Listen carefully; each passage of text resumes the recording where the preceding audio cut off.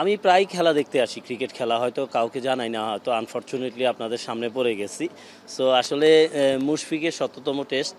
So এটা অনেক বড় একটা উপলক্ষ।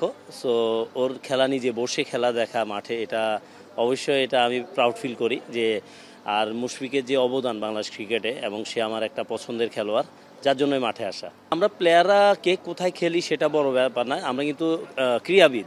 সো সেই হিসাবে আমরা একে অপরকে অনেক সম্মান করি। আর ফুটবল ক্রিকেটারদের মধ্যে একটা সম্পর্ক অনেক দিনের, হ্যাঁ, এই সম্পর্ক বলে শেষ করার মতো না। আমাদের সময় ধরেন আমরা এই যে আকরাম ভাইদের ছায়াতলে বড় হয়েছি, আমি আবাহনীতে দীর্ঘদিন খেলেছি, হায়ুল বাসার সুমনকে পেয়েছি, এখনও সুমন ভাইয়ের সাথে কথা, আজকে যে খেলা দেখছি তাও সুমন ভাই জানে আমি যে খেলা দেখতে এসেছি। সো আমার মনে হয় যে ফুটবল এবং ক্রিকেট এটা আমাদের দেশের খেলা, এবং প্রত্যেকটাই আমরা একে অপরকে সম্মান করি, আর একে অপরের খেলা দেখতে ভালো লাগে, তাই মাঠে আসা। উনি ওনার কথা বলেছেন, আমি শুধু একটা কথাই বলবো, প্রত্যেকটা খেলাই কিন্তু জেন্টলম্যানদের খেলা আমি মনে করি, ফুটবল ক্রিকেট।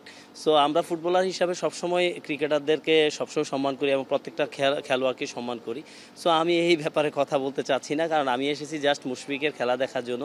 ১৭তম টেস্ট, এটা অনেক বড় একটা উপলক্ষ, আর আমি নিজের চোখে বসে দেখছি, এবং এখন সেঞ্চুরির কাছাকাছি মুশফিক। তো আমার শুভকামনা রইল মুশফিক যেন সেঞ্চুরি পায়, এবং সে বাংলাদেশকে অনেক অনেক সাফল্য এনে দিয়েছে, এবং মুশফিকের সাফল্য কামনা করি। আমি মুশফিকের অনেক বড় ফ্যান, যার জন্য আমার মাঠে এসে বসে খেলা দেখা।